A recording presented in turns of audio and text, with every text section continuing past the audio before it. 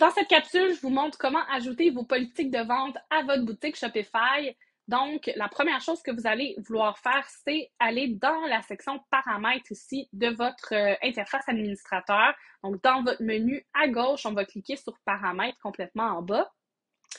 On va naviguer encore une fois complètement vers le bas de notre menu à gauche et cliquer sur politique. Et donc, vous atterrissez sur ce menu-là qui vous donne des espaces, en fait, pour ajouter du texte sous chacune des rubriques, donc politique de remboursement, de confidentialité, vos conditions d'utilisation et de vente et votre politique d'expédition. Donc, vous avez l'option de simplement ajouter du texte ici. Donc, on pourrait ajouter votre politique de remboursement, etc., etc. Donc, ajouter du format texte ici qu'on peut évidemment où on peut changer la mise en page là, en fonction des éléments de modification juste ici en haut pour chacune des sections. Par contre, si vous ne voulez pas générer vous-même toutes vos politiques, Shopify offre aussi un outil super intéressant pour générer automatiquement certaines de vos politiques. Donc, vous allez sur le fr.shopify.ca, donc l'adresse qu'on voit ici en haut, fr.shopify.ca.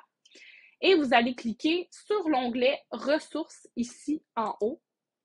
Donc, Ressources. Et ensuite, dans le menu déroulant, on va cliquer sur Outils gratuits. Donc, notre quatrième option ici, Outils gratuits. Et vous allez voir que parmi les différents outils gratuits que Shopify vous propose, vous avez notamment des générateurs de modalités, générateurs aussi un petit peu plus bas ici de politique de retour, etc. Donc, vous avez toutes ces différentes options-là ici. On va commencer par justement la première option ici, qui est le modèle de conditions générales de vente et d'utilisation. Donc, ce que vous allez vouloir faire, c'est descendre ici à la section « Obtenez votre politique ». On va cliquer sur « Ignorer l'essai gratuit de Shopify » parce qu'on a déjà notre boutique, donc on n'a pas besoin de se créer une autre boutique. Et là, les informations qu'on va entrer vont être super importantes. En fait, vous ne devez pas entrer des informations au hasard. Ce n'est pas un formulaire de contact ou quoi que ce soit. C'est vraiment les informations qui vont être utilisées pour générer vos politiques de vente. Donc, les informations qui vont être incluses dans vos politiques de vente.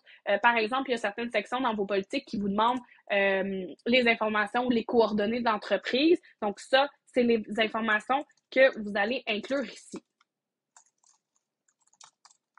Donc là, je vais entrer des informations fictives ici et sélectionner la province. Encore une fois, le site web, c'est une information véridique que vous allez vouloir entrer pour que ce soit inclus dans vos politiques. Et là, tout simplement, on va cliquer sur l'option « Recevoir mes conditions générales de vente et d'utilisation ». Et on va ignorer le petit pop-up, encore une fois, qui nous demande de créer une boutique, un essai gratuit. Donc là, après avoir cliqué là-dessus, vous êtes supposé avoir reçu votre politique par courriel et je vais vous montrer de quoi ça a l'air. Donc, je suis dans ma boîte courriel. J'ai reçu un courriel de Shopify ici qui me dit d'aller télécharger mes conditions.